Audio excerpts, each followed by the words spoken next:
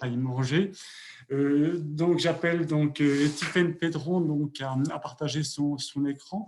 Donc dans le parc national des Cévennes, vous allez travailler avec les acteurs locaux à essayer d'augmenter la ressource nectarifère. Donc voilà, c'est ce retour d'expérience qui nous intéresse énormément. Donc je vous laisse la parole là. Alors, bonjour, j'attends juste qu'il y ait le partage qui se fasse bien, mais comme on m'a dit Très qu'il y bien, a un c'est petit bon. délai, c'est bon. Ça Ok. marche. Merci à tous pour ces présentations déjà. Je vais essayer de ne pas développer ce qui a déjà été dit voilà, au cours des présentations précédentes, parce que forcément, il y a du lien qui se crée entre tout ça. Et je vous remercie de patienter jusqu'à la fin de ce séminaire et d'écouter cette dernière présentation, même si on a un petit peu de retard. Voilà, donc moi, je suis Tiffaine Pedron, je travaille en tant que chargée de mission apiculture et pollinisateur au Parc national des Cévennes. Et donc, le programme que je vais vous présenter là se déroule sur la période 2020-2022.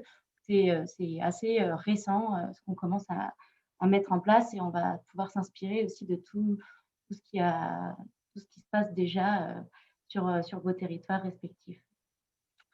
Alors, dans ce programme il y a en fait 3 projets qui sont menés en parallèle, 2 qui sont sur une échelle vraiment locale, donc accompagnement des acteurs locaux et plus une action sur l'augmentation de la ressource mellifère. Et puis un partenariat avec l'INRAE d'Avignon et puis d'INAFOR à Toulouse sur l'amélioration de la connaissance scientifique et le dialogue territorial. Donc là, je vais vous présenter brièvement les 2 thèses qui sont en cours sur le territoire. Donc, ce n'est pas mené par le parc national, mais on est un territoire d'études pour ces 2 thèses-là, ce qui nous intéresse beaucoup et complète le reste. La 3e brique de ce programme, elle se déroule à l'échelle nationale. En fait, on a un partenariat avec l'OFB pour travailler sur la faisabilité d'un label qui viserait dans un premier temps les aires protégées et puis après, si possible, plus largement l'ensemble du territoire national, pour favoriser le développement de toutes ces initiatives en faveur de la préservation des pollinisateurs. Donc avant ça, je vais juste rapidement présenter des petits éléments sur le contexte local pour que vous compreniez pourquoi on a mis en place tel ou tel type d'action. Alors là, simplement pour faire un petit point sur la situation géographique. Voilà, on est sur les contreforts du Massif central. On est dans un milieu où il y a des climats, altitudes et géologies contrastées, avec notamment un cause calcaire, des massifs granitiques et puis les vallées cévenoles qui sont, elles, schisteuses. Il faut faire avec toute cette diversité. Et un élément aussi important, je pense, à rappeler ici, c'est l'enjeu apicole, en fait, localement. Donc, je ne sais pas si vous connaissez voilà, ces fameux ruchers troncs qui se sont développés sur les Cévennes au cours des 17, 18 et 19e siècles. En gros, c'était l'apiculture traditionnelle qui s'est développée localement et ensuite qui s'est modernisée au cours du XXe siècle avec l'arrivée des ruches à cadre. Et puis aujourd'hui, on voit que les apiculteurs voilà, changent de pratique. Il y a parfois de l'intensification, parfois pas. Voilà, il faut faire avec toute cette diversité d'apiculteurs sur le territoire. Et on voit aussi qu'ils rencontrent des difficultés, un peu comme ailleurs, sur des enjeux tels que l'accès à la ressource florale, les conflits qu'il peut y avoir par rapport à l'usage des terrains, et puis des problèmes sanitaires aussi, comme le frelon asiatique, le varroa, etc. Donc là, c'est juste pour rappeler voilà, pourquoi l'apiculture, peut-être ici plus que dans certaines autres aires protégées, a un enjeu patrimonial en fait fort, fait que le parc national, depuis sa création, porte une attention, même s'il n'y avait pas de projet spécifiquement dessus, porte une attention à l'abeille. En fait, ce qui s'est passé là plus récemment, en 2013, lors du renouvellement de la charte du parc, il y a une mesure qui a été inscrite spécifiquement qui visait à faire du parc national un territoire accueillant pour l'abeille. Alors là, probablement au moment de la rédaction de ce document cadre, le terme abeille désignait l'abeille domestique essentiellement. Mais bien sûr, quand on s'est repenché plus précisément là, en 2018-2019, moi je suis arrivée en 2019, hein, dans ces réflexions-là, il y avait tout le monde est tombé d'accord en fait sur le fait que fallait élargir et l'abeille, ok, on va travailler sur l'accueil et ce qu'on peut faire avec les apiculteurs sur l'abeille domestique, mais il est aussi extrêmement urgent de travailler sur l'abeille, les abeilles sauvages et les pollinisateurs en général. Donc voilà pourquoi le programme-là, en fait, propose des actions en faveur des abeilles sauvages et domestiques, parce que comme la grande partie des actions qu'on mène localement sur le territoire du parc, on cherche toujours à concilier les activités humaines avec la préservation de la biodiversité sur le territoire. Ça va avec les missions de développement durable, d'accompagnement des acteurs locaux. Donc maintenant que vous avez le contexte, on va pouvoir se pencher un peu plus en détail sur la première brique de ce programme, qui est l'accompagnement des acteurs locaux et l'augmentation de la ressource florale. Donc là, je n'ai pas fait un inventaire détaillé de toutes les actions qui se mettent en place, mais juste je reviens sur quatre actions phares, quoi. Premièrement, on a commencé par demander à David Genoux, qui a été pas mal cité aussi au cours de cette matinée, de faire un inventaire sur les abeilles sauvages qu'on avait localement.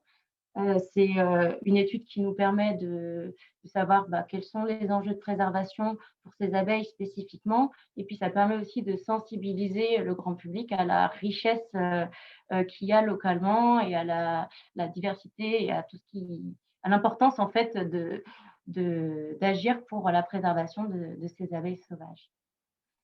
Deuxièmement, un volet qui fait forcément en lien avec ce que je vous ai expliqué dans les éléments de contexte, c'est de soutenir une filière apicole, mais qui soit résiliente au changement climatique et respectueuse de la biodiversité.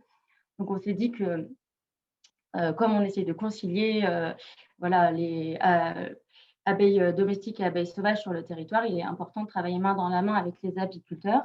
Et donc, on a commencé, à organiser des journées techniques à destination des apiculteurs, donc que ce soit professionnels ou amateurs. Par exemple, on a fait une première journée sur l'apiculture biologique, une deuxième sur la lutte biologique contre le varroa. Après, on a plein d'autres idées. Il y a énormément de choses à faire avec les apiculteurs en termes de sensibilisation et d'accompagnement pour avoir des pratiques vertueuses. On pourra peut-être en discuter après. J'essaye d'abord balayer un peu tout et puis on verra. En tout cas, si vous avez envie d'en discuter par la suite, n'hésitez pas. Le quatrième gros volet, c'est l'accompagnement des autres professionnels en fait, dans leur pratique, donc que ce soit agriculteurs, forestiers, mais aussi on travaille avec les collectivités territoriales pour voir en gros ce que chacun peut mettre en place à son échelle et dans ses activités pour être accueillant pour les pollinisateurs en général. Et la quatrième grosse action que je voulais développer un petit peu plus ici, c'est qu'on veut augmenter la ressource disponible pour les pollinisateurs. Donc voilà, on l'a pu l'évoquer aussi juste avant avec Anaïs dans les causes du Quercy. Mais là, moi, ce dont je vais vous parler, c'est pas sur les semis ou les herbacées, mais plus là sur un appel à projet pour la plantation de haies qu'on a lancé à destination des agriculteurs dans un premier temps, afin d'augmenter la ressource en hectares et en pollen disponible. Donc, en se disant, là, c'est un bon moyen de concilier, d'agir à la fois en faveur des abeilles domestiques, mais aussi des abeilles sauvages pour limiter les problématiques d'accès à la ressource et pallier peut-être à des compétitions qui pourraient avoir lieu sur le territoire. Donc, prends un petit peu de temps juste pour développer cet appel à projet sur la plantation de haies.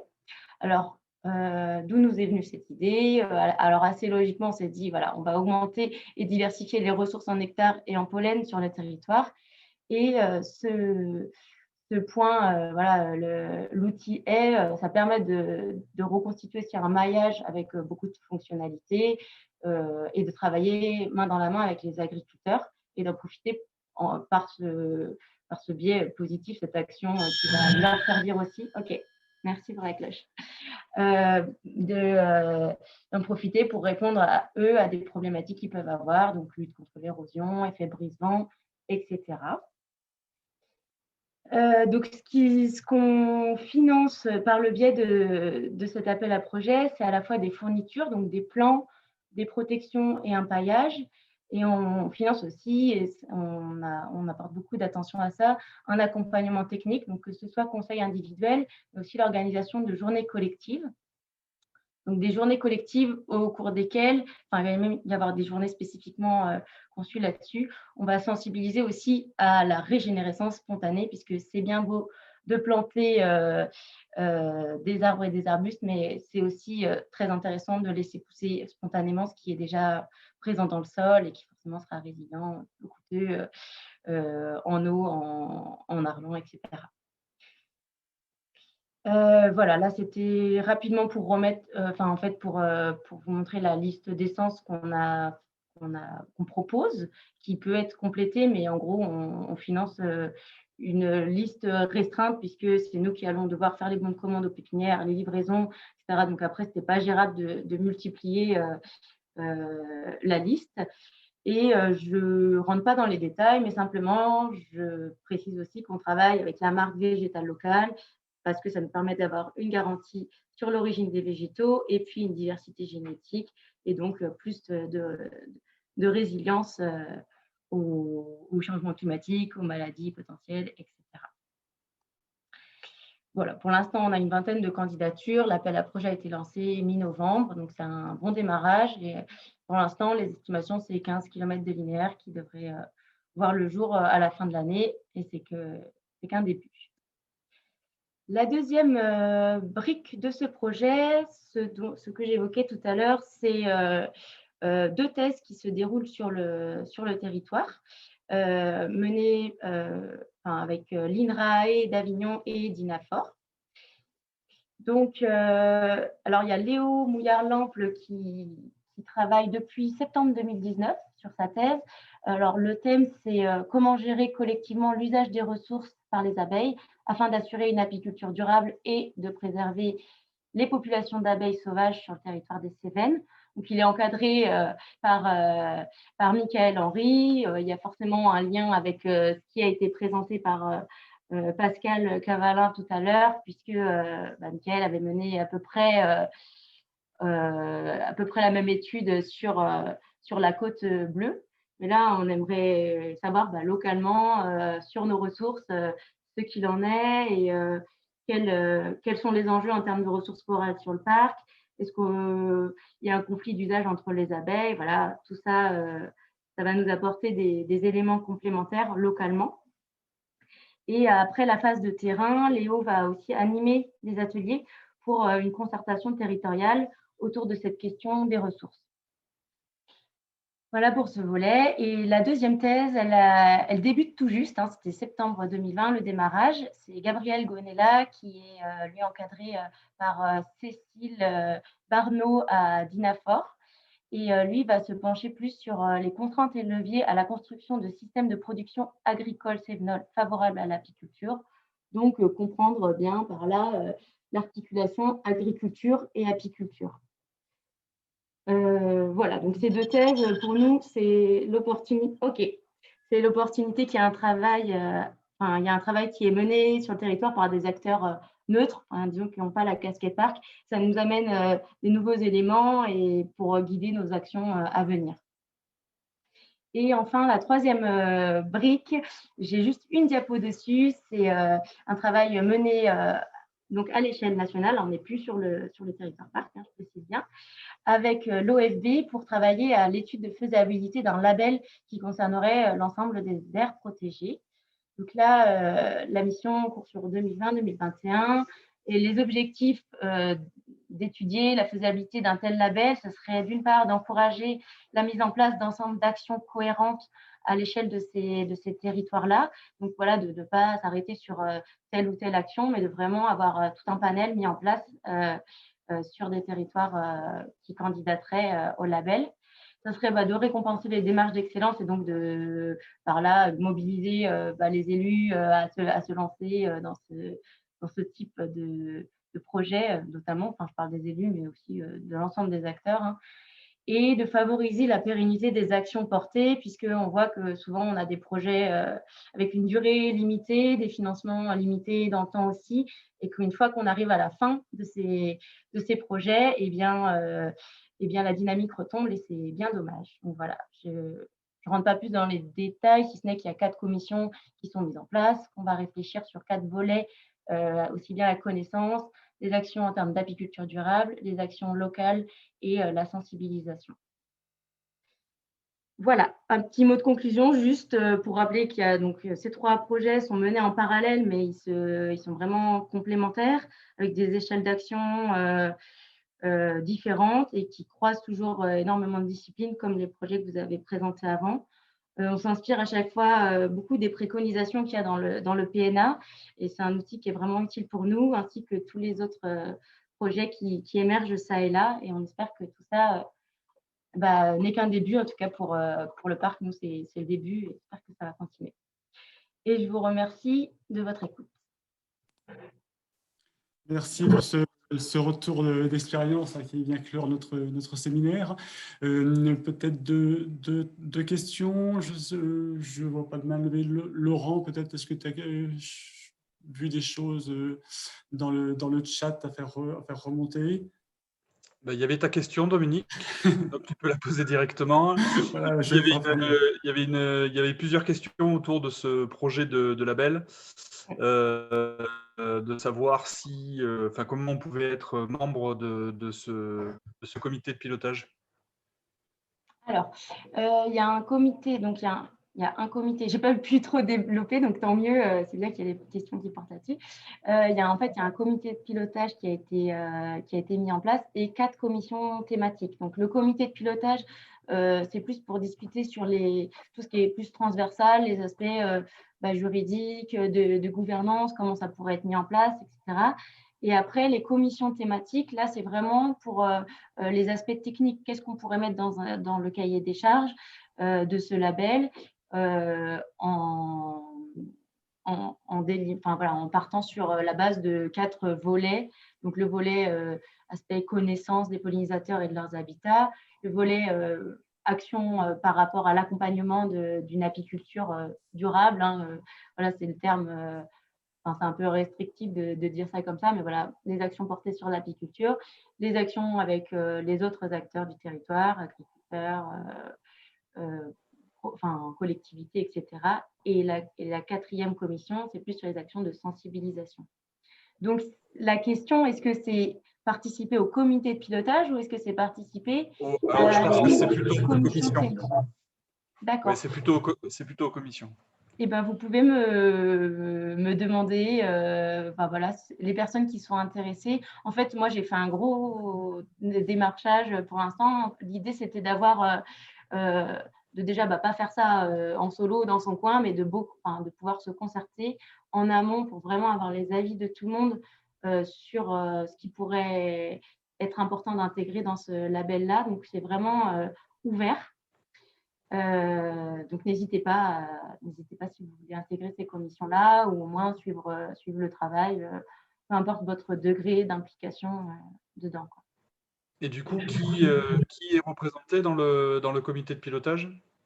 Alors, dans le comité de pilotage, il y a différents services de l'OFB, les 3 directions qui seraient impliquées directement. Alors, je ne sais pas si j'arriverai à les citer de tête, mais il y a les choses plus en faveur des actions avec les citoyens. Il y a la direction des aires protégées et je ne sais pas s'il y en a parmi ce… Ah oui, il y a le volet plus connaissance. Donc voilà, je n'ai pas les intitulés exacts, mais donc ça, c'est pour la participation de l'OFB. Après, il y a en gros la fédération des PNR avec Thierry Mouget. On avait demandé à avoir un autre parc national, en fait, pour pas que ce soit focalisé sur le parc des Cévennes, mais il n'y a pas d'autres parcs nationaux qui ont intégré ce comité de pilotage. Donc, tant pis, ils donneront leur avis par le biais des commissions thématiques. Après, il y a l'UNAF, donc le syndicat de l'apiculture, parce qu'il peut nous apporter des informations par rapport au label qu'ils ont développé de leur côté, Apicité et notamment Bee-Friendly aussi. Et il y a Bertrand Chasse du GDR Polynéco, Serge Gadoum de l'OPI. Alors, est-ce que j'ai cité tout le monde? C'est possible que j'oublie des personnes, mais voilà, globalement. Ok, merci. Il y a Adrien Gens pour les réserves aussi. Voilà. Désolée pour ceux que j'oublie, que je n'ai pas forcément en tête là tout de suite. J'avais peut-être donc une question, du coup, comme Laurent l'a attendu à Perche, par rapport à votre objectif d'augmenter les ressources nectarifères sur le territoire du parc. Est-ce que vous avez le projet de mesurer cette ressource? Parce qu'on a vu que ce n'était pas tout simple de mesurer cette ressource et de voir en effet comment elle évoluait réellement, au moins sur certains secteurs du parc. Par rapport au projet de plantation de haies ou... De manière générale, quoi. Enfin, augmentation de la ressource nectarifère, c'est un objectif que l'on a tous, mais on est confronté à ce problème de comment on la mesure et comment on peut savoir si ça marche ou pas. Est-ce que vous imaginez un programme de mesure de cette ressource? Alors, c'est vrai qu'on est toujours partagé entre mettre les moyens sur… Enfin, il faut toujours trouver l'équilibre entre les moyens qu'on met dans l'action directement et les moyens qu'on met dans le suivi, et, parce que c'est hyper important, comme vous le dites, de savoir si les actions ont un effet. Là, pour l'instant, il n'y a pas de choses précises de mise là-dessus. Donc, on se dit, bon, on va augmenter les ressources, mais on aimerait bien mettre, au-delà du suivi de la quantité de nectar, là, je ne sais pas comment ça pourrait être mis en place précisément, mais on aimerait mettre en place un suivi plus de la présence des pollinisateurs, se baser, pour reprendre juste l'exemple des haies, puisque c'est l'action qu'on a vraiment là commencé à mettre en place. Ça serait de faire un état des lieux pour certains linéaires de haies, un état des lieux à l'instant, il n'y a pas de haies, quelle est la présence des pollinisateurs, puis de faire un suivi dans le temps et de voir si effectivement il y a des pollinisateurs qui fréquentent ces linéaires-là et lesquels. Et là, on peut envisager des protocoles d'inventaire avec des suivis réguliers. Mais pour la question de vraiment la disponibilité en nectar, je ne vois pas exactement comment ça peut se traduire, mais ça sera à réfléchir plus avec des personnes ici de la recherche qui pourraient nous accompagner là-dessus. Avec le GDECO, en effet, il y a eu des interventions sur ce sujet. D'accord, merci beaucoup. Donc, je pense qu'on va conclure très bien, Adrien, tu étais arrivé pour conclure. À toi, tu as la charge de conclure cette belle matinée qui a visiblement été très appréciée. Ouais, donc je vais essayer de ne pas faire trop long, comme on a déjà un petit peu débordé. Mais donc la première chose, je voulais vraiment faire un grand merci à tous les intervenants, voilà, qui nous ont proposé des présentations de qualité. Je voulais également remercier les collègues, Dominique, pour l'animation de ces 2 matinées, Laurent qui a sévi sur le chat toute la matinée, qui était très efficace. Et également, voilà, les autres personnes qui nous ont aidés à organiser ce webinaire, donc Xavier Fortuny, Frédéric Robin, Cédric Van Appelgem, Bruno Nicolas, Fanny Vénante. Donc, merci à tous. Peut-être ce qu'on peut retenir de cette matinée, c'est que voilà, il y a déjà des programmes qui sont mis en place, des actions concrètes qui sont mises en œuvre, des thèmes importants comme la compétition avec Apis mellifera, sur lesquels nous travaillons déjà dans nos différents réseaux, donc c'est quand même du positif. Cette belle dynamique se manifeste par votre présence à tous aujourd'hui. Là, on était plus de 200. Et voilà, et c'est important de continuer à se mobiliser pour les invertébrés en général, qui représentent finalement l'essentiel de la biodiversité et qui sont aussi importants pour nos écosystèmes. Et donc voilà, je finirai encore avec un appel du pied pour continuer de vous mobiliser. Je vous encourage à vous rapprocher de la Commission Patrimoine Naturel Biologique de RNF et de ces ateliers. Voilà, de vous inscrire aux stages qui sont proposés. Voilà. Donc, merci à tous pour votre présence et pour votre écoute, pour vos questions. Et on vous tient au courant pour une possible session 3. Voilà. Bon appétit à tous.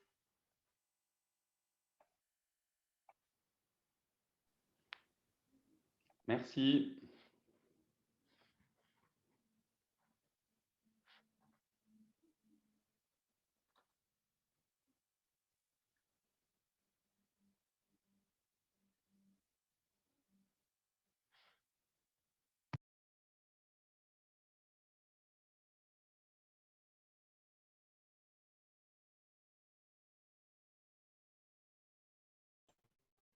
Bon, j'enregistre les remerciements, hein, ça fait plaisir.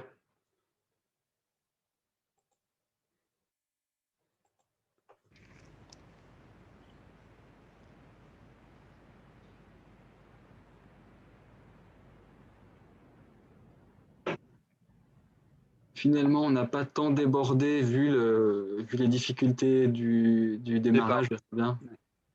C'est vrai. Non, on a 10 minutes de retard, c'est pas mal.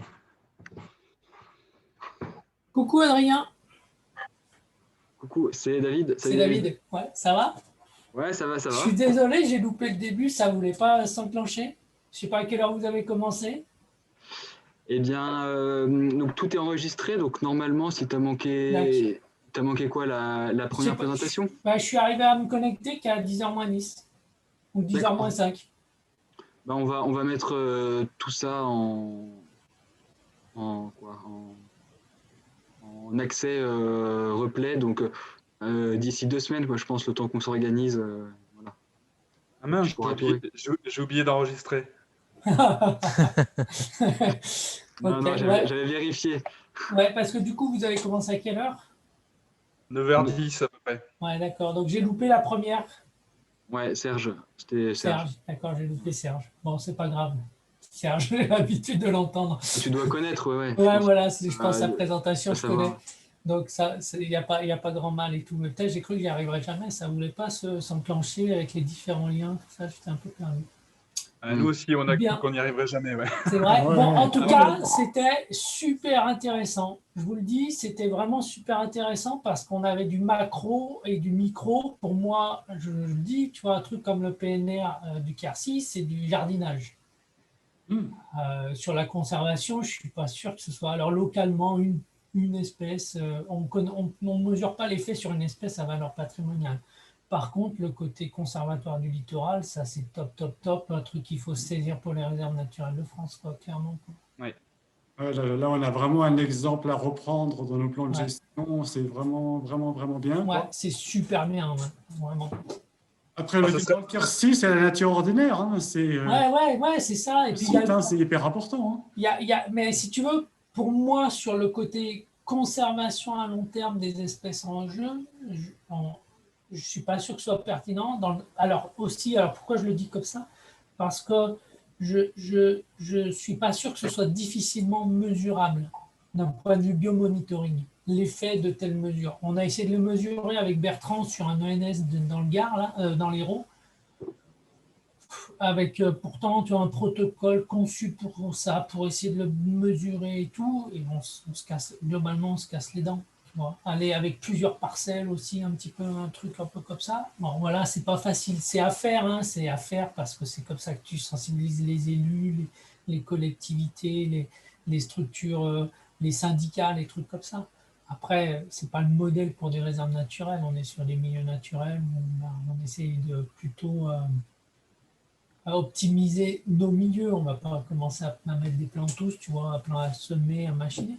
Mais bon, non, c'est pour ça je trouve que tous les extrêmes sont intéressants. Le cas du Parc national des Cévennes est intéressant aussi. Voilà. C'était super matinée, j'ai trouvé ça super enrichissant. Voilà. Ben, merci. Eh ben, moi aussi, j'ai bien aimé. Ouais, j'ai vraiment bien aimé. Bon, Et Dominique, comme d'hab, qui a assuré les transitions et tout. ouais, comme ça. Bah là, les trois, là, ça a bien Ouais. fonctionné. Laurent, putain, t'étais d'une réactivité. Ouais. Ouais, c'était génial. T'avais aussi. tout préparé avant, mais là, t'étais super. Hein. C'est Ouais. vachement apprécié, c'est très très pro, hein, bravo. Et comme dit à Laurent, moi, faudra y réfléchir, mais moi, je suis super intéressé par de la formation diptère, taxo, j'allais dire grand public. Je sais que vous faites des trucs inter-réserve, mais moi, je suis hyper intéressé par le côté grand public parce que moi, je suis toujours obligé d'évoluer dans ma connaissance. Et ça fait quand même quelques années que je bosse quelques groupes de diptères et que j'élargis aujourd'hui sur des diptères sapro-xylophages. Donc, si un jour vous pensez à faire une formation, peut-être avec l'Athènes et les personnes compétentes, alors je sais, il n'y a plus Phil, mais il y a quand même d'autres personnes, il y a Xavier, il y a toi Dominique, il y a Jocelyn. De la formation diptère famille déjà.